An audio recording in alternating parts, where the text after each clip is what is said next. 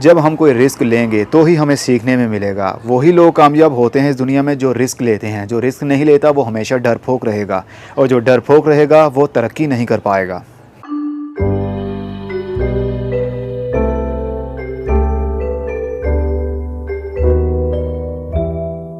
16 दिसंबर 2019 सुबह 9:40। काफ़ी धुंध भी छाई हुई है, लेकिन मैं अपने इस पॉली हाउस के अंदर हूँ। ग्रीन हाउस के अंदर काफ़ी नमी बनी हुई है और काफ़ी हीट भी है। ज़्यादा हमें ठंड नहीं लगती, नहीं तो रातें भी ठंडी, दिन भी, और मेरे हाथ भी। इतनी ज़्यादा सर्दी बढ़ गई है कि हमारे पौधों के लिए भी प्रॉब्लम और हमारे लिए भी। लेकिन हमारे इस पॉली हाउस के अंदर कोई भी प्रॉब्लम नहीं चल रही। सारे पौधे अच्छे से ग्रोथ कर रहे हैं। बस देखना ये है कि गर्मी के दिनों में भी ऐसी ग्रोथ रहेगी या नहीं पॉली हाउस के अंदर। चलिए आज कुछ अपडेट्स आपको देता हूँ। काफ़ी टाइम हो गया अपने गार्डन की अपडेट आपको दी नहीं है मैंने, तो इस वीडियो के अंदर सारे पौधों के बारे में आपको मैं बताने वाला हूँ। सबसे पहले शुरू करते हैं जी टेम्परेचर और ह्यूमिडिटी से। ह्यूमिडिटी इस वक्त मेरे गार्डन की है 94%, और इस पॉली हाउस का टेम्परेचर है 12 डिग्री, मतलब 12 सेंटीग्रेड।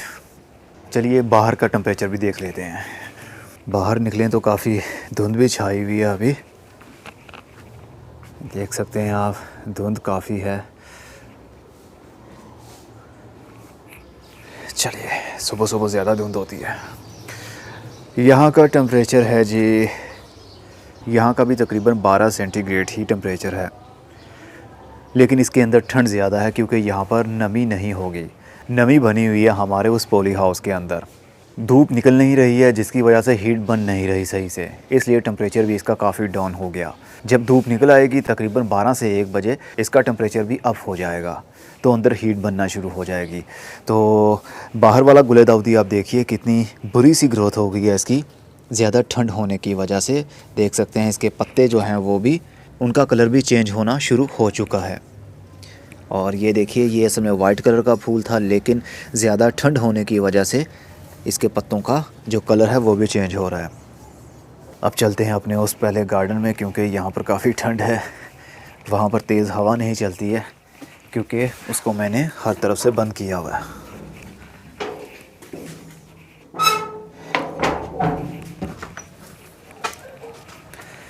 अंदर आते ही एक गर्माहट का एहसास होता है। और ये देखिए जी, ये गुलदाउदी देखिए कितनी अच्छी से, कितने अच्छे से अभी तक इसकी फ्लावरिंग वैसे ही है। जब मैंने पॉली हाउस बनाया था तब मैंने इस गमले को पॉली हाउस के अंदर रख दिया था, और जो अभी आपको दिखाया उसको मैंने बाहर रखा था। तो उसके फूलों की ग्रोथ देख लीजिए, पत्तों की ग्रोथ देख लीजिए, और इसके फूलों को देखिए। कोई कोई फूल अब आहिस्ता आहिस्ता से गलना शुरू हो रहा है, क्योंकि एक टाइम होता है, काफ़ी इसको दिन हो गए हैं फूलों को खिले हुए, तो अब आकर हल्की हल्के से ये फूल मुरझा रहे हैं। लेकिन पत्तों की ग्रोथ देखिए अभी भी वैसी ही है। और हमारा लाल वाला भी गुलदाउदी अच्छी ग्रोथ कर रहा है। इनकी ग्रोथ तो चलती ही रहती है 12 महीने, लेकिन फूल इनको लगते हैं सर्दी के दिनों में, जब टेम्परेचर थोड़ा सा गिर जाता है और साथ में लंबी अंधेरी रात भी इनको मिलती है। और मैंने कल और भी गुलाब की कटिंग्स लाया। ये ऑरेंज कलर का फूल है जिसकी मैंने कटिंग्स लगाई हैं। इसकी भी कटिंग्स तकरीबन ये 12 से 13 कल में इसकी भी लगा दी हैं। मोस्टली कटिंग्स को मैंने लगाया है उसी मीडिया के अंदर, 40 हिस्से पत्तों की खाद, 40 हिस्से कोकोपीट, 10% सल्फ़र और 10% सुपर फॉस्फेट, उसके अंदर कलमों को लगा दिया है। और ये काफ़ी बड़ी बड़ी कलमें भी मैंने लगाई हैं, जस्ट एज़ एक्सपेरिमेंट के क्या रिज़ल्ट मिलेगा। तो शॉपर के अंदर ही, थैलियों के अंदर ही लगाकर मैंने इनको रख दिया है अपने बड़े से पॉली हाउस के अंदर। उम्मीद तो है कि यहाँ पर ग्रोथ शुरू हो जाएगी। और 2-3 अंगूर की बेलें भी मैंने, अंगूर की कटिंग्स भी मैंने लगा दी हैं। जो मेरे पास अंगूर की बेल है वो कहते हैं थॉमसन है। थॉमसन मतलब फ्रूट का नाम है जिसके अंदर बीज नहीं होता, सीडलेस उसको कहते हैं। थॉमसन की कटिंग्स मैंने काटी, और 2 को मिट्टी के अंदर लगाया है और 1 को अपना उसी कटिंग मीडिया के अंदर। और ये देखिए, जब मैं पॉली हाउस बना रहा था बहुत सारी सोनिया बेल की कलमें भी काटी थी मैंने, मतलब कि वो वेस्ट करना था मैंने, लेकिन मैंने इसको मिट्टी के अंदर लगा दिया। अब ये देखिए, यहाँ से इसकी ये शूट निकल रही है, पत्ता हल्का सा ग्रीन एरिया जो दिख रहा है, यहाँ से पत्ता बन रहा है। तो इसकी कटिंग की ग्रोथ तो शुरू हो चुकी है पॉली हाउस की वजह से। जितनी ज़्यादा थिक कटिंग आप लेंगे उतने ज़्यादा चांसेस होंगे कि वो अच्छे से ग्रोथ कर सकती है और उसकी रूटिंग जल्दी शुरू हो जाएगी। जितनी पतली ब्रांच लेंगे, सख्त लकड़ी वाले जितने भी पौधे होते हैं उनकी यंगर शूट्स बहुत कम ली जाती हैं, लकड़ी वाला एरिया ज़्यादा लिया जाता है। मोटी ब्रांच जो लकड़ी बन रही हो उसकी जल्दी रूटिंग शुरू होती है। और जो नरम कटिंग्स वाले पौधे होते हैं उनकी नरम कटिंग ही ली जाती है। जैसे गुलाब का पौधा ये सख्त लकड़ी वाला पौधा बन जाता है, इसलिए इसकी सख्त लकड़ी वाली कटिंग लगाएंगे तो ज़्यादा अच्छा रिज़ल्ट पाएंगे। और कुछ कटिंग्स को मैंने लगाया था पानी के अंदर। इस गमले के अंदर मैंने पानी भर दिया और इनके अंदर कटिंग्स को मैंने डबो दिया है। ये देखिए, इस एरिया से भी इसकी जो पत्ता है वो निकलने की कोशिश में है। पानी को मैं चेंज कर रहा हूँ, तकरीबन 1 हफ़्ते के बाद में पानी को चेंज कर देता हूँ ताकि इसके अंदर काई पैदा ना हो, चिपचिपा सा पानी ना बन जाए। बाकी गुलाब की जितनी भी कलमें लगाई थी मैंने, उनके पत्ते अभी तक स्टेबल हैं। आहिस्ता आहिस्ता से ये पीले हो जाएंगे और गिर जाएंगे, दैन नए सिरे से नई ग्रोथ इनकी होगी। इसलिए जब भी आप कलमें लगाएं तो उनके पत्ते गिर जाएं तो परेशान नहीं होना आपने। और हाँ, बहुत सारे लोगों ने कहा कि आप Draaz.pk के ऊपर अपने पौधे भी सेल किया करें, कटिंग्स लगाने के बाद में जब वो बन जाते हैं तो वो भी सेल किया करें। तो मैंने ये पहले करके देख चुका हूँ। 100 फुट कटिंग नरम लकड़ी वाले पौधे मैंने सेल किए, लेकिन जब उनको डिलीवर किया जाता है तो वाइल्ड डिलीवरी वो काफ़ी डैमेज हो जाते हैं, गमलों में से मिट्टी निकल जाती है, कलम अलग हो गई, मिट्टी अलग हो गई, तो काफ़ी बैड रिव्यूज़ का भी सामना करना पड़ा था मुझे। लेकिन अब मैं सोच रहा हूँ कुछ ना कुछ कटिंग्स आप लोगों के लिए सेल ज़रूर करूँ दराज के ऊपर, क्योंकि बहुत सारे ऐसे पौधे हैं, ऐसी वैरायटीज़ हैं जो कि आपके शहर में नहीं मिलती। इसलिए मेरी कोशिश होगी मैं ज़्यादा से ज़्यादा आपको अच्छी क्वालिटी की कटिंग्स तैयार करके या बीज से बनाए हुए पौधे सेल करूं, ऐसे पौधे जो आराम से डिलीवर हो सकें। पैकिंग जितनी मर्ज़ी अच्छी कर लें हम पौधों की, लेकिन पौधे तो पौधे ही हैं, उसके अंदर मिट्टी होती है। तो डिलीवरी करने वाली जो टीम होती है ना, सब कुछ उसी के ऊपर डिपेंड करता है। जब उनके पास हज़ारों पार्सल होंगे तो वो केयर नहीं कर पाते, बल्कि उठा कर फेंकते हैं डिब्बों को, तो ऐसे में हमारे पौधे भी डैमेज हो जाते हैं। लेकिन मैं कोशिश करूँगा 2 से 3 महीनों के अंदर बहुत अच्छे पौधे आप लोगों के लिए लेकर आऊँ और वो आसानी से डिलीवर भी हो सकें। बस आप लोग मेरे दराज स्टोर का विज़िट करते रहा करें। जब कोई नई प्रोडक्ट मैं वहाँ पर अपलोड किया करूँगा तो आपको वहाँ पर नज़र आ जाया करेगी और आप लोग ऑर्डर कर सकेंगे। और फोतीनिया प्लांट की ये जो नए पत्ते आते हैं ये काफ़ी लाल लाल रंग के होते हैं और जैसे जैसे बड़े होते हैं वैसे वैसे ये ग्रीन कलर में बदल जाते हैं। लेकिन कुछ पौधे ऐसे हैं जिनको ज़्यादा शेडी एरिया पसंद है, ये भी उन्हीं पौधों में से एक है। अगर इसको हम शेड में रखेंगे, थोड़ी सी डार्कनेस इसको मिलती रहेगी, कम रोशनी मिलेगी तो इनके पत्ते लाल रंग में बदल जाएंगे, और जैसे ही इनको ब्राइट लाइट तेज़ रोशनी या धूप मिलेगी तो इसके पत्ते आहिस्ता आहिस्ता से ग्रीन रंग में बदल जाते हैं। बिल्कुल उसी तरह जिस तरह के मैपल के पौधे हैं, जब मैपल का पौधा शेडी एरिया में हम रखेंगे तो उसके पत्ते ग्रीन कलर में बदल जाएंगे, और जैसे ही इसको ब्राइट लाइट या फुल सन मिलेगा तो इसके पत्ते लाल रंग में बदल जाएंगे। घबराइए नहीं, मैं बहुत जल्द ये कटिंग्स तैयार करने वाला हूँ और दराज स्टोर के ऊपर आपको ईज़िली वहाँ पर अवेलेबल होगी। और एरिसीनिया के पौधे भी ऐसे ही हैं, अगर उनको रखा जाए शेडी एरिया में तो उनके पत्ते ग्रीन हो जाएंगे, अगर उनको ब्राइट लाइट धूप में रखा जाएगा तो उनके पत्ते लाल रंग में बदल जाएंगे। इसलिए रोशनी बहुत ही डिपेंड करती है पौधों की ग्रोथ के लिए। बस आपको समझना पड़ेगा किस पौधे को ज़्यादा धूप चाहिए, किसको शेडी एरिया चाहिए। आहिस्ता आहिस्ता सब कुछ सीख ही जाता है बंदा। और ये हमारी शकरकंदी की बेल है, ये भी इसी तरह है। जब इसका नया पत्ता आएगा ये होगा हरे रंग में, जैसे जैसे ये बढ़ता जाएगा, धूप इसको मिलती जाएगी तो ये लाल रंग में बदलता जाएगा। सर्दी के दिनों में डिफिन बाकिया की ग्रोथ रुक जाती है, इसके पत्ते गल जाते हैं। ये देखिए, ये असल में तब का पत्ता गल गया जब हमने पॉली हाउस नहीं बनाया था। जब से पॉली हाउस बनाया, अंदर थोड़ी बहुत हीट बनी और नमी बनी तो इसकी ग्रोथ वहीं पर स्टेबल हो गई, रुक गई, और नया पत्ता भी देखिए खिल रहा है। ऊपर से पत्तों की ग्रोथ देखिए सही अंदाज से बढ़ रही है। हर पौधे को ज़्यादा नमी भी नहीं चाहिए, इस पौधे को ज़्यादा नमी नहीं चाहिए और ना ज़्यादा ठंडक चाहिए। इसको थोड़ी सी हीट चाहिए और खुश्क गर्मी चाहिए। अगर ज़्यादा नमी वाली इसको गर्मी या नमी वाली सर्दी मिलेगी तो पत्ते इसके फिर भी गल जाएंगे। तो फ़िलहाल तो इसकी ग्रोथ अभी तक हो रही है। हमारे एलिफेंट ईयर की ग्रोथ भी हो रही है, स्टेबल है। ये वही डंडा जो कि मुफ्त का मुझे मिला था, घर के बाहर निकला तो गिरा हुआ था, तो मैंने उठाकर इसको पकड़ा और लगा दिया और इसके ऊपर वीडियो भी बना के आप लोगों के साथ शेयर किया था। तो ये वही डंडा है और इसी से पौधे कितने सारे बने। और बहुत सारे थे वो मैंने बेच दिए और ये पीस लिली है। पीस लिली को सर्दी के दिनों में फ्लावरिंग होती है। इसको डार्क एरिया में रखा जाए क्योंकि इसको मोस्टली 4 घंटे अंधेरे में रखना पड़ता है और सर्दी में रातें काफ़ी लंबी हो जाती हैं, इसलिए इसको फ्लावरिंग होती है। कुछ पौधे ऐसे हैं जिनको धूप मिलती रहे तो उसकी फ्लावरिंग होती है, और कुछ पौधे ऐसे हैं जिनको थोड़ा सा अंधेरा भी मिले तो उनकी ग्रोथ होगी और उनको फ्लावरिंग होगी। तो पीस लिली भी एक ऐसा पौधा है जिसको अंधेरी रात भी पसंद है, लंबी रातें पसंद है। नमी वाली लंबी रात मिलेगी तो इसको फ्लावरिंग होगी। तो इसकी ग्रोथ अभी हो रही है। ये देखिए नया पत्ता खिला है, कितना लश ग्रीन पत्ता है इसका। और अंदर से भी इसकी ग्रोथ हो रही है। मैंने पम स्टोन इसके गमलों के ऊपर बिछा दिए हैं ताकि देखने में खूबसूरती हमें दे सकें। एवरग्रीन पौधा आजकल तो काफ़ी महंगा हो गया है, ये तकरीबन 800 से 1500 के बीच में आजकल मिल रहा है, लेकिन ये मैंने आई थिंक लिया था तकरीबन 350 का या 400 रुपये का लिया होगा। लास्ट ईयर मैंने लिया था, तो एक मरतबा इसकी ग्रोथ कंप्लीट रुक गई थी क्योंकि मुझे पता नहीं था इसको कितना पानी चाहिए। मैं नॉर्मल पौधों की तरह ही इसको पानी दे रहा था, लेकिन ये गलना शुरू हो गया और गलता गलता ये सारा ही गल गया। सिर्फ एक छोटी सी स्टेम इसकी बाहर निकली हुई थी मिट्टी से, तो मैंने इसकी जड़ों को निकाला, पौधे को निकाला जो कि इस साइज़ का छोटा सा था, तो इसको मैंने अलग छोटे से गमले के अंदर लगा दिया और पानी बहुत ही कम दिया। मतलब 100% में से सिर्फ 1% इसको मैं पानी देता था। तो इसकी ग्रोथ जैसे ही शुरू हुई तो इसका पत्ता खिल गया, उसके बाद मैंने इसको बड़े गमले के अंदर लगा दिया, देन मैंने पानी देना कम कर दिया। और स्लोन एक ऐसा पौधा है जो कि बुशी प्लांट है, बेल टाइप का ये बन जाता है, लेकिन ये लंबी बेल नहीं बनती, बुश बन जाती है, पत्ते ही पत्ते खिल जाते हैं छोटे छोटे से। एक बड़े पत्तों वाली स्लोन होती है और एक छोटे पत्तों वाली, ये है छोटे पत्तों वाली। बड़े पत्ते वालों को फिलीडेंड्रोन भी कहते हैं, फिलीडेंड्रोन ज़नाडू। ये छोटा ज़नाडू है और वो बड़े पत्तों वाला ज़नाडू है, वो भी मेरे पास था लेकिन वो आई थिंक बेच दिया था मैंने। अब यही है और इसके भी नए पत्ते आ रहे हैं। ये भी इसको भी बहुत कम पानी की ज़रूरत है, ज़्यादा पानी देंगे तो ये सर्वाइव नहीं कर पाएंगे, गल जाएंगे। और ये हमारा डिफिन बाकिया है, थाईलैंड की वैरायटी है। इसके पत्ते देखिए ऐसे लग रहा है जिस तरह ये शाइन कर रहा हो, जिस तरह लाइट लगी हो इसके बीच में से। इसके एजेस काफ़ी ग्रीन ग्रीन से हैं और बीच में काफ़ी फीका रंग है, जो कि देखने पर दूर से ऐसा ही लगेगा जिस तरह अंदर उसके लाइट जल रही हो। इसकी हालत भी लास्ट ईयर मैंने लिया था, इसकी हालत भी बिगड़ गई थी, सिर्फ एक ही पत्ता रहा था ज़्यादा पानी देने की वजह से।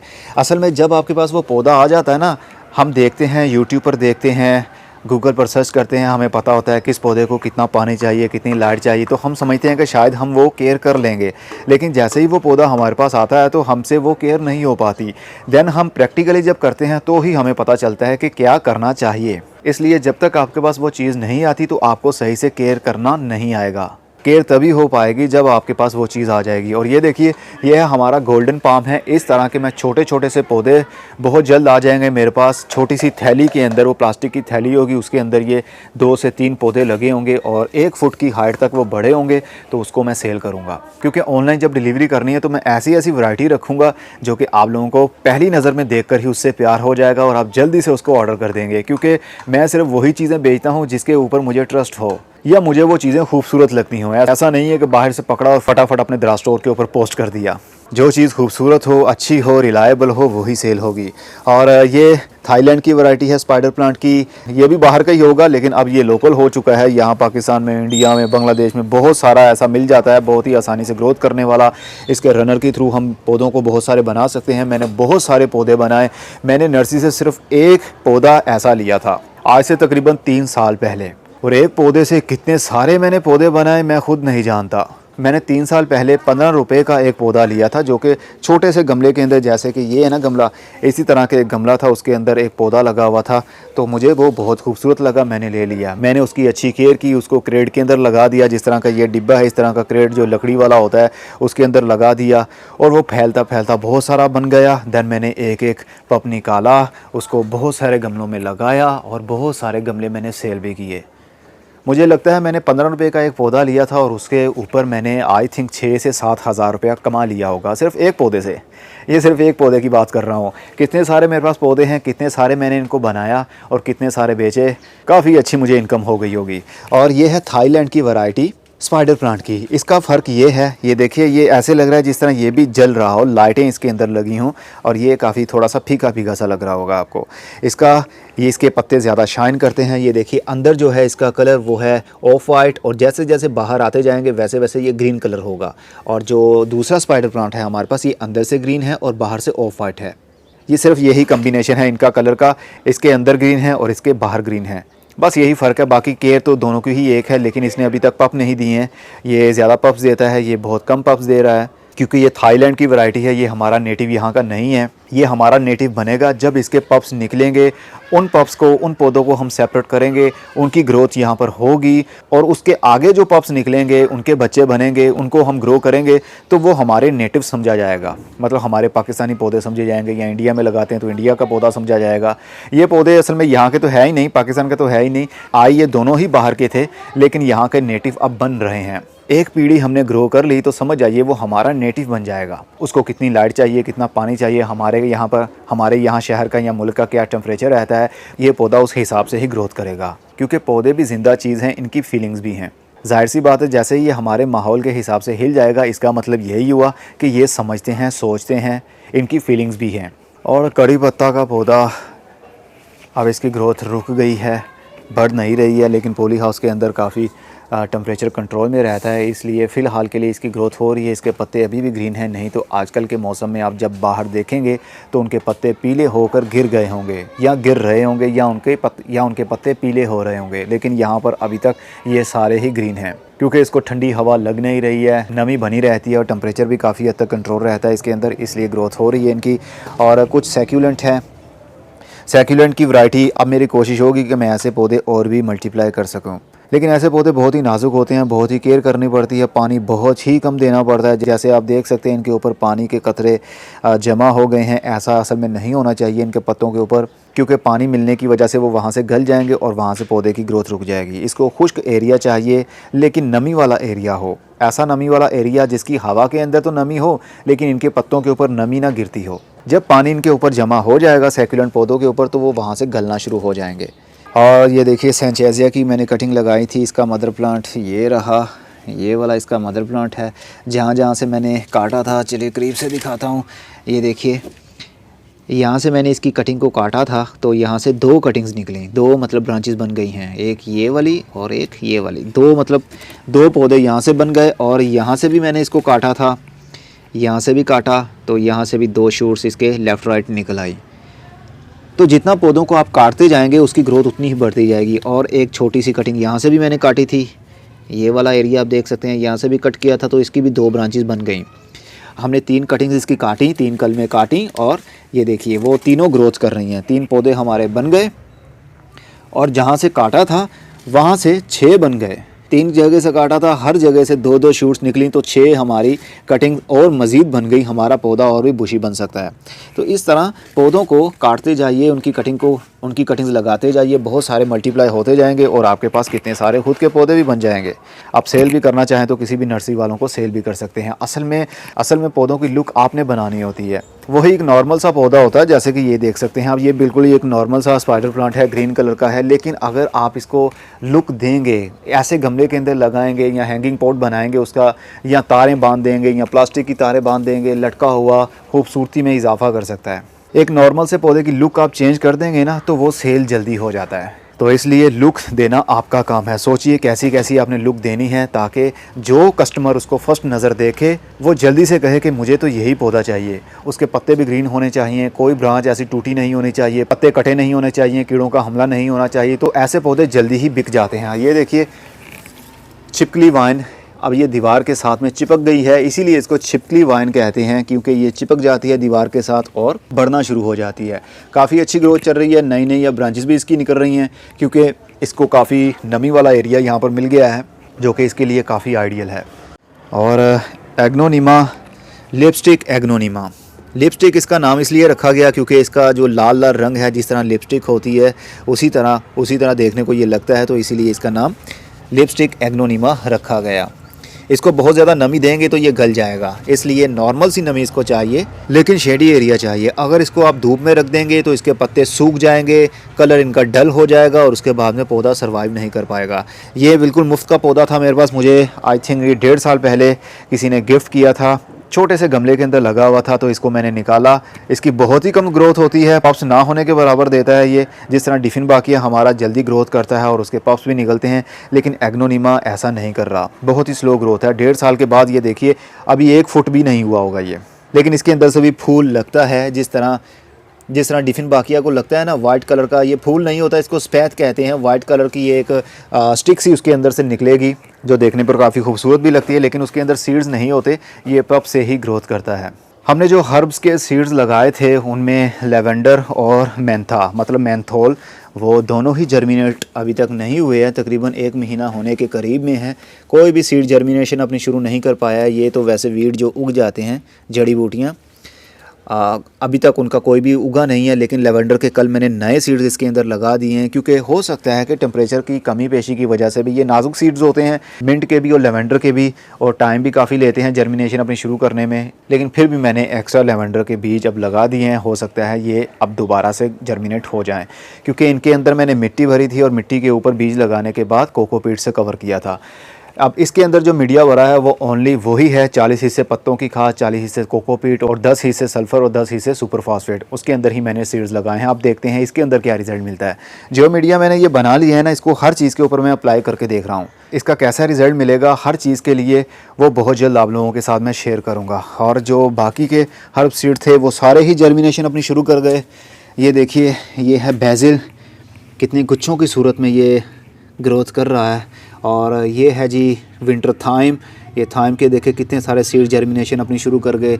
ये है रेड बेसिल, लाल पत्तों वाली, ये नियाज़बो की ही वैरायटी है, ये भी नियाज़बो की वैरायटी है, ये भी नियाज़बो की वैरायटी है, और भी बहुत सारे होते हैं जो नियाज़बो की वैरायटी होती हैं।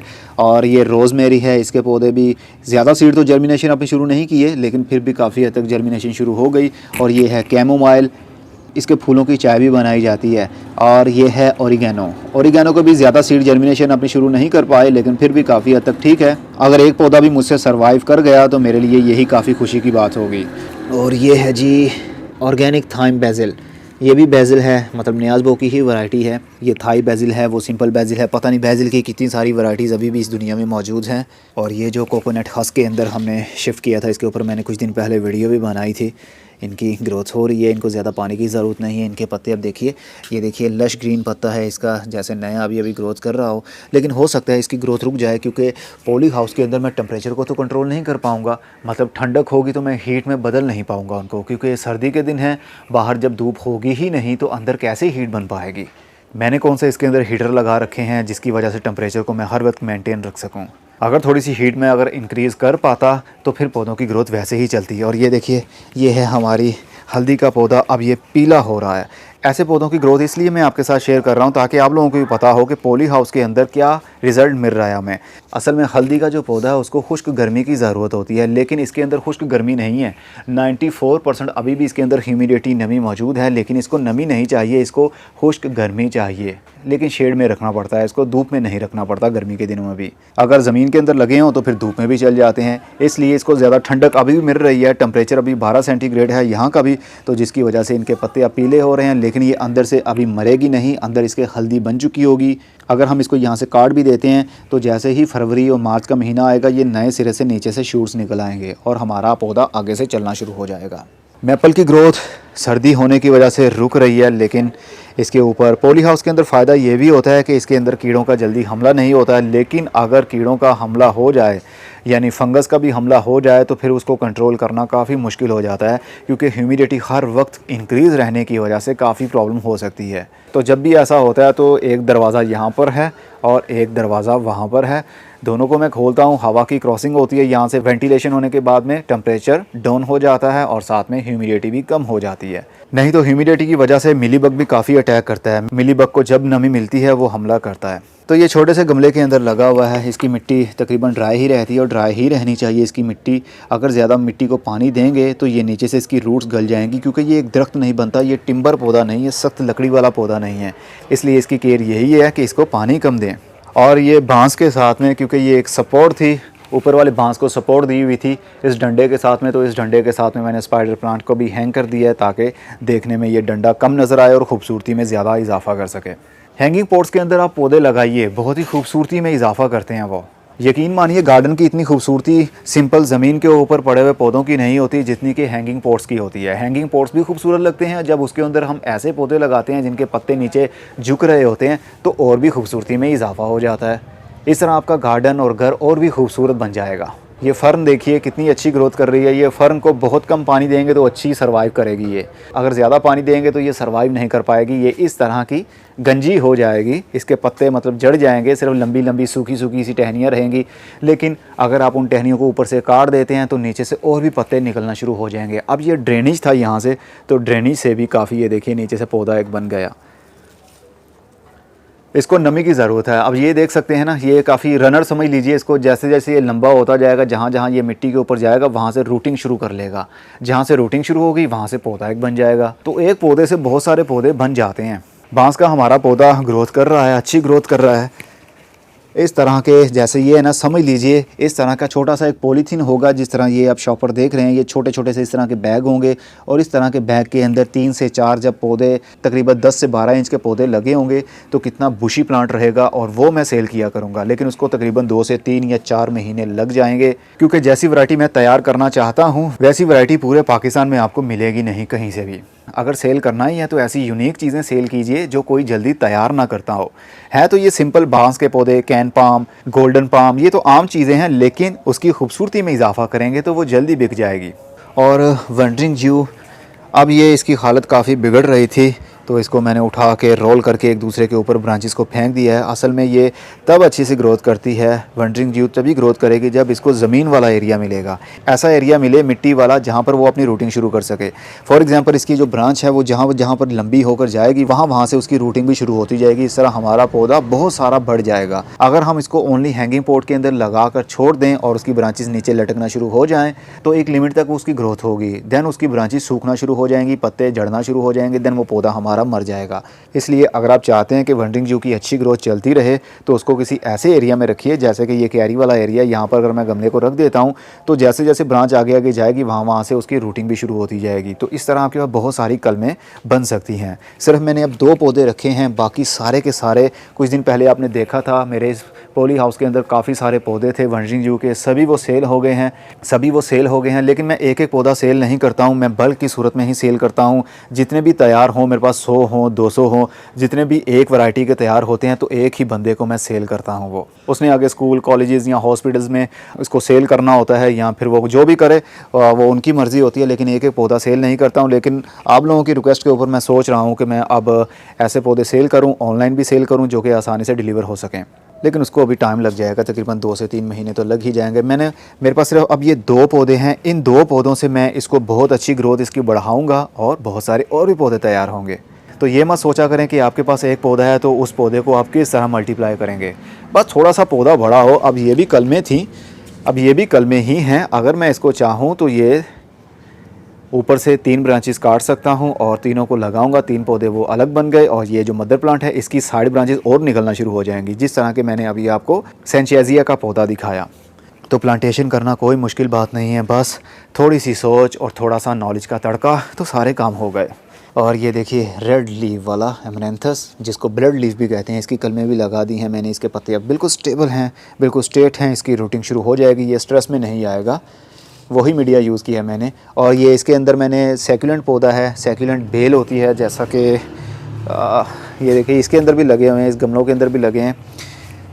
ये देखिए किस तरह शाइन कर रहा है। ये सैकुलेंट पौधा है, इसको गर्मी वाला एरिया, नमी वाला एरिया पसंद है। इसकी ग्रोथ बहुत अच्छे अंदाज से बढ़ती है। ये बहुत ही हार्डी प्लांट भी है, जल्दी मरता भी नहीं है। कम पानी दें तो ये अच्छे से सर्वाइव करता है। ये कराची से 2 साल पहले मैं 1 फुट की एक टहनी लेकर आया था, तो यहाँ पर लाने के बाद में कितने सारे पौधे मैंने 2 साल के अंदर बना लिए और कितने सारे ही मैंने बेच दिए। मैंने लाने के बाद में इस गमले के अंदर इस कलम को लगा दिया था तो ये एक पौधा बन गया। और इसी पौधे से, ये मदर प्लांट है इसका, 2 साल हो गए इसको लगे हुए इसके अंदर। इसी पौधे से मैंने कितने पौधे बनाए और कितने बेचे। पता है मैं बार बार बेचने की बात क्यों कर रहा हूँ, क्योंकि बहुत सारे लोग मेरे चैनल के थ्रू मोटिवेट हुए हैं और वो पौधों को सेल भी करते हैं। फेसबुक के ऊपर भी सेल करते हैं, व्हाट्सएप ग्रुप्स भी उन्होंने बनाए होंगे। तो मैं उनके लिए एक मोटिवेशनल पर्सनैलिटी हूँ, इसलिए मुझे ऐसे आइडियाज़ आप लोगों को देने पड़ते हैं ताकि आप लोग डीमोटिवेट ना हो और आप लोग मल्टीप्लाई करें और बहुत सारे पौधे बनाकर उसको बेचें। इस तरह आप पैसे भी कमा लेंगे और हमारा मुल्क, हमारा शहर हरा भरा भी हो जाएगा। और ये देखिए बस एक पौधा है जिसका मुझे परफेक्ट नाम मालूम नहीं है। ये भी एक सैक्यूलेंट है, पता नहीं सैक्यूलेंट है या कुछ और है। अगर आप लोगों को इसका नाम पता हो तो काइंडली मुझे ज़रूर बताइएगा कि इसका नाम क्या है। ये ज़्यादा बढ़ता नहीं है, लंबा नहीं होता है, बस इसी तरह ये बुशी सा बना रहता है। इसकी रूटिंग जल्दी तो शुरू हो जाती है लेकिन बहुत ही स्लो ग्रोथ है। इसको तकरीबन 1 साल हो गया, 1 साल के अंदर सिर्फ ये इतना ही बड़ा है, इससे ज़्यादा इसकी ग्रोथ बढ़ नहीं रही। लेकिन जैसे ही मैंने इसको अब पॉली हाउस के अंदर रखा हुआ है, इसके नए पत्ते देख सकते हैं आप, ग्रीन ग्रीन से लाइट ग्रीन से वो आ रहे हैं, इसकी ग्रोथ हो रही है। असल में हर पौधे को हम उसके हिसाब से टेम्परेचर दे नहीं पाते। आर्टिफिशियल क्लाइमेट हम उसके लिए बना नहीं पाते, इसीलिए पौधों की सही ग्रोथ नहीं हो पाती। और ये देखिए कॉफ़ी का पौधा, इसका नया पत्ता और भी आ गया है, इसकी भी काफ़ी स्लो ग्रोथ है। कहते हैं इसको ह्यूमिडिटी, नमी वाला एरिया और शेडी एरिया पसंद है, तो इसकी ग्रोथ होती रहेगी और इसको हो सकता है 2 साल के बाद कॉफ़ी भी लग जाए। कॉफ़ी के सीड्स होते हैं ना, जिस तरह गेहूं के सीड्स होते हैं वैसे उसी तरह कॉफ़ी के सीड्स भी इसको लगते हैं। जिस तरह ब्लूबेरी लगती है उसी तरह इसको भी बेरीज लगेंगी, उसके बाद ड्राई होने के बाद में वो कॉफ़ी सीड्स बन जाएंगे। लेकिन वो कब बनेंगे, हमारे लाहौर में इसकी ग्रोथ हो पाएगी या नहीं, ये तो हमें वक्त बताएगा। जैसे जैसे हम सीखते जाएंगे वैसे वैसे हमें सब कुछ पता चलता जाएगा। और ये देखिए फाइकस, पांडा फाइकस भी इसको कहते हैं, आइसलैंड ग्रीन आइसलैंड फाइकस भी इसको कहते हैं। इसकी रूट्स देखिए नीचे से निकल रही हैं बाहर। और ये वो पौधा है जिसकी एरियल रूट्स हमने ग्रो की थी। यहाँ से इसको मैंने कट लगाया था, बहुत सारी एरियल रूट्स निकली थी और मिट्टी के अंदर चली गई थी, तो मैंने इसको इसके हाथ पर छोड़ दिया। तो अब ये देखिए ये वाली रूट्स काफ़ी, टैब रूट्स काफ़ी मोटी हो गई और होती होती नीचे आ रही हैं। तो ये और भी लुक ओल्ड दिखा रहा है हमें, जिस तरह हम पुराने दरख्त के बीच में फिर रहे हों। तो पौधों को शेप देने के लिए, बोनसाई के लिए तो काफ़ी सब्र करना पड़ता है आपको। ये इसको बोनसाई तो नहीं कहेंगे, लेकिन एक बोनसाई की छोटी सी कोशिश ज़रूर कह सकते हैं। ये देखिए हमारी होया वाइन की बहुत सारी स्पीशीज़ हैं, ये भी एक होया वाइन है। असल में मैं पौधों को लाकर एक मतलब ट्राई ज़रूर करता हूँ। ये मैंने पिछले साल या 2 साल पहले, शायद 2 साल पहले ही ली थी, तकरीबन 1200 की ली थी मैंने। लेकिन अभी तक एक भी पौधा इसका मैंने बनाकर सेल नहीं किया, क्योंकि ये काफ़ी स्ट्रेस में रहती है। ये देखिए ये मैंने पौधे बना तो लिए हैं थोड़े थोड़े से, छोटे छोटे से, लेकिन बहुत ही स्लो ग्रोथ है इनकी। होया वाइन की बहुत ज़्यादा स्लो ग्रोथ रहती है। अब इसकी नई ब्रांचेस आ रही हैं, इसको अब आइडियल टेम्परेचर यहाँ का मिल गया है। ये भी होया वाइन है, ये भी मैंने सेल नहीं की है अभी तक, कोई भी पौधा सेल नहीं किया, बल्कि मैंने नुकसान ही उठाया। लेकिन जब हम नुकसान उठाएंगे, जब हम कोई एक्सपेरिमेंट करेंगे, जब हम कोई रिस्क लेंगे, तो ही हमें सीखने में मिलेगा। वही लोग कामयाब होते हैं इस दुनिया में जो रिस्क लेते हैं। जो रिस्क नहीं लेता वो हमेशा डरपोक रहेगा, और जो डरपोक रहेगा वो तरक्की नहीं कर पाएगा। तरक्की करने के लिए आपके अंदर हिम्मत, जज्बा होना चाहिए। तो you can do everything what you need, लेकिन वो नीड सही होनी चाहिए। वो ज़रूरत, वो काम, वो सही और जायज़ होना चाहिए। ऐसा नहीं कि गलत काम को भी आप प्रमोट करें। काम वही है जो अच्छा है।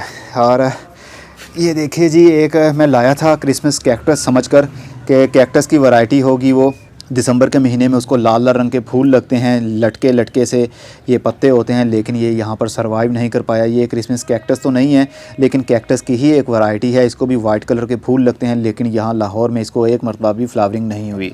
ये पिछले साल लेकर आया था, यहाँ शायद 2 साल इसको हो गए मेरे पास। ये भी कोई पौधा मैंने सेल नहीं किया, बल्कि मैंने नुकसान उठाया। ये मैंने 2800 रुपये का एक पौधा लिया था, लेकिन ये यहाँ पर चल नहीं पाया। बहुत कोशिश करने के बाद कभी किसी मीडिया के अंदर लगाता हूँ, कभी रेत में लगाता हूँ, कभी मिट्टी में, कभी कोकोनट खस्क में, कभी कंपोस्ट में, तो ये हमारा चल नहीं पाता। और ये भी एक क्रिसमस कैक्टस मैंने लिया था, तकरीबन 2 साल पहले ही लिया था इसको भी, लेकिन ये भी सर्वाइव नहीं कर पाया। ये भी तकरीबन 2900 का या 3500 रुपये का ये पौधा था, लेकिन ये भी यहाँ पर सर्वाइव नहीं कर पाया। अगर ह्यूमिडिटी वाला क्लाइमेट हम इसके लिए इंक्रीज़ रख सके 12 महीने, तो इसकी ग्रोथ हो सकती है। लेकिन हम 12 महीने टेम्परेचर मेंटेन नहीं कर पाते। अगर हम मेंटेन कर पाएँ तो हमें एक कंट्रोल शेड बनाना पड़ेगा, जिसके ऊपर लाखों रुपया लग जाएगा। बस इसीलिए कुछ लोग नाकाम रह जाते हैं, लेकिन फिर भी कोशिशों में करता रहता हूँ कि किसी ना किसी तरह इसको अपने टेम्परेचर के हिसाब से ढाल लूँ। अगर ये पौधा यहाँ पर बन जाता है, देन इसकी मैं और कटिंग काटूंगा, वो भी अलग से लगाऊंगा, तो इसके अंदर बर्दाश्त करने की ताकत, विल पावर आ जाएगी, तो ये हमारे माहौल के हिसाब से ग्रोथ कर सकेगा। और एस्पैरागस मैरी की ग्रोथ भी यहाँ पर पॉली हाउस के अंदर हमारे हो रही है। इसको कम पानी की ज़रूरत है, ज़्यादा पानी देंगे ये सर्वाइव नहीं कर पाएगी। नमी देंगे, धूप देंगे, तो इसकी ग्रोथ 12 महीने चल सकती है। लेकिन जैसे ही बहुत ज़्यादा ठंड आएगी तो इसकी ग्रोथ रुक जाएगी, इसके पत्ते गिरना शुरू हो जाएंगे। और अगर बहुत ज़्यादा गर्मी मिलती है, जून के महीने की फुल धूप मिलेगी, तो इसके जो ये पत्ते आप देख सकते हैं, जिस तरह ये अभी हो रहा है, इस तरह ये ब्राउन होना शुरू हो जाएंगे। सन बर्निंग उसको कहते हैं। पत्तों के ऊपर जब तेज़ धूप पड़ती है तो उसकी वजह से, ज़्यादा हीट बनने की वजह से वो पौधे सर्वाइव नहीं कर पाते, पत्ते जलना शुरू हो जाते हैं। और ये जेड प्लांट देखिए, बहुत सारी कलमें मैंने लगाई हुई हैं। और इसकी मिट्टी ज़रा देखिए, पहले मैं आपको मिट्टी दिखा दूं इसकी, क्योंकि बहुत सारे लोगों से इसकी कटिंग शुरू नहीं हो पाती है। इसके अंदर भी मैंने वही 40-40 और 10-10 का रेशियो यूज़ किया हुआ है। ये मिट्टी इसकी तकरीबन ड्राई है। अगर इसको मैं ज़्यादा पानी दूंगा तो इसके नीचे से जो रूटिंग है वो शुरू नहीं हो पाएगी। अगर शुरू हो गई तो वो गल जाएगी, क्योंकि ये सॉफ्टवुड होता है, नरम लकड़ी वाला पौधा है। इसको ज़्यादा पानी दें तो इसके पत्ते पीले होकर गिरना शुरू हो जाएंगे, देन वो सर्वाइव नहीं कर पाएगा। इसकी रूट आप देख सकते हैं, यहाँ से इसकी वाइट सी रूट्स भी आपको दिख रही हैं। इसकी रूटिंग शुरू हो चुकी है। बस पानी आपने कम देना है। सैक्यूलेंट जो भी पौधा होगा उसको आप कम पानी दें। सैक्यूलेंट पौधा हो, कैक्टस का पौधा हो, या कोई सा भी बड़ा पौधा हो, जी जैसे मनी प्लांट समझ लीजिए, अगर ये भी हो तो अगर इसकी कंप्लीट मिट्टी खुश्क होने लगती है तो देन पानी देने का तरीका ये होता है कि इसको अच्छे तरीके से पानी दें कि वो नीचे से ड्रेन होना शुरू हो जाए और पूरी मिट्टी एक मरतबा गीली हो जाए। देन आपने रोज़ रोज़ पानी उसको नहीं देना। अगर आप इसी तरह रेगुलर पानी देते रहेंगे पौधों को तो उनके पत्ते पीले ही रहेंगे, वो गिरते रहेंगे, उनकी ग्रोथ नहीं हो पाएगी। जब हमें भूख लगती है ना, तो तेज़ भूख लगे तो हम अच्छे से खाना खाते हैं, और उसके बाद में अगर हम थोड़ी थोड़ी देर के बाद दोबारा से खाना शुरू कर दें तो हमारा डाइजेस्टिंग सिस्टम काम नहीं करता सही से। हमें बदहज़मी हो जाती है, हमें गैस ट्रबल हो जाएगी, एसिडिटी बढ़ जाएगी। इसी तरह पौधों का भी हिसाब है। अगर ये एक मरतबा पेट भर के इनका खाना हमने दे दिया, इसको पानी दे दिया है, तो दैन दोबारा 12-13 घंटे के बाद में या 24 घंटे के बाद में पानी देते रहेंगे तो ये स्ट्रेस में आ जाएंगे, पौधा हमारा सर्वाइव नहीं कर पाता। ये देखिए जनाब, ये केले का पौधा है, ये भी तकरीबन इसका दूसरा साल है मेरे पास। एक पौधा मैंने मंगवाया था जो कि सिर्फ उसका बल्ब ही था, एक टहनी ही थी, तो दिसंबर के महीने में ही ऐसे आया था मेरे पास, तो उसको मैंने लगा दिया। तो अब ये देखिए 2 साल के बाद एक 12 इंच के गमले के अंदर ये 2 पौधे बन चुके हैं। कुछ दिनों के बाद इसको मैं सेपरेट करने वाला हूँ, उसके ऊपर वीडियो बना के आप लोगों के साथ शेयर करूँगा। कहते हैं ये है ड्वार्फ बनाना। छोटे कद का ये पौधा रहेगा और इसको केले भी लगेंगे, लेकिन मेरे इस एरिया में तो केले लगने वाले हैं ही नहीं, क्योंकि 12 इंच का मैंने इसको गमला दिया हुआ, तो 12 इंच के गमले में इसके पत्तों की ग्रोथ सही नहीं होती, तो फ्रूट क्या लगेगा। क्योंकि फ्रूट वाले जितने भी पौधे हैं ना, कम से कम 24 इंच का गमला तो उसके लिए होना चाहिए। लेकिन हम चाहते हैं कि छोटे से छोटा गमला हो और फ्रूट लग जाए। ऐसा बिल्कुल नहीं होता। ऐसा सिर्फ आपको वीडियोज़ में या फिर तस्वीरों की हद तक ही देखने में मिलता है। हाँ, अगर आपने कंट्रोल शेड बनाया हो, हर चीज़ कंट्रोल में हो, नमी, टेम्परेचर, धूप, हीट, ये सारी चीज़ें कंट्रोल अगर आप रख सकते हैं, टाइम पर फर्टिलाइज इसको किया जाए। हमारे पास ऐसे गैजेट होने चाहिए जिसकी वजह से हमें पता चल जाए कि हमारे इस गमले के अंदर जो पौधा लगा है इसको किस खाद की कमी है और कौन सी खाद इसके अंदर ज़्यादा है। तो हम ऐसे देख नहीं पाते, हमें पता नहीं चल पाता। इसलिए हमारी कोशिश होती है कि इसको NPK खाद देनी है, गाय का गोबर डाल देते हैं, कंपोस्ट डाल देते हैं, लेकिन हमें ये नहीं मालूम होता कि इस पौधे को इस स्टेज पर कौन सी खाद की सही ज़रूरत है, ताकि हम वही खाद ऐड करें और हमारे पौधे को फ्रूटिंग शुरू हो। या मिट्टी का टेम्परेचर कितना चल रहा है इस वक्त और कितना पौधे की मिट्टी का टेम्परेचर होना चाहिए उस स्टेज पर, यह भी हमें पता नहीं चल पाता। ये सब बातें हैं बहुत हाई लेवल की, हम घरों के अंदर ये सब कुछ कर नहीं पाते, इतना कुछ हम ख़रीद नहीं पाएंगे। जो हमारे सोइल की फर्टिलिटी बताने वाला मीटर है वो तकरीबन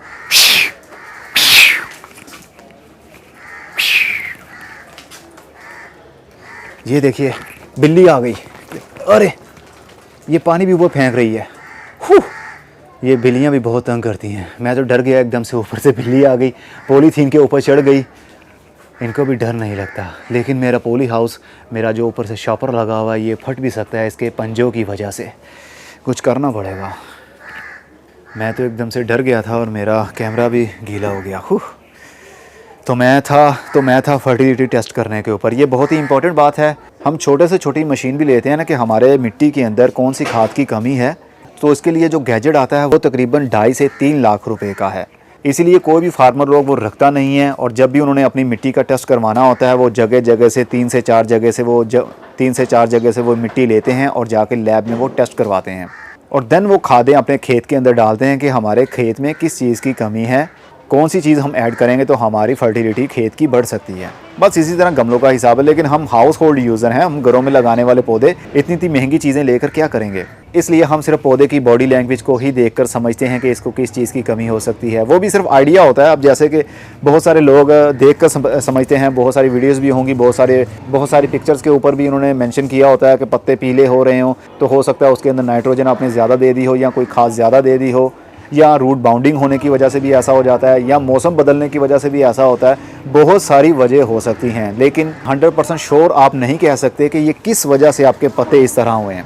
तो ये चीज़ें चेक करने के लिए मशीनरीज ही काम में लाई जाती हैं, जो कि हम घरों वाले यूज़र्स ले नहीं सकते, क्योंकि वो महंगी बड़ी होती हैं। वो इलेक्ट्रॉनिक और मैकेनिकल चीज़ें हैं, उनको सही रखना, उनके पार्ट्स बहुत महंगे मिलते होंगे, इसलिए वो चीज़ें आम नहीं हैं। चलिए जी, अब बातें काफ़ी हो गई हैं, अब इस टेरेस को छोड़ते हैं। इस टेरेस के अंदर जो भी हमने बातें की उनके ऊपर आप गौर कीजिएगा, बहुत ही इंपॉर्टेंट बातें मैंने की हैं।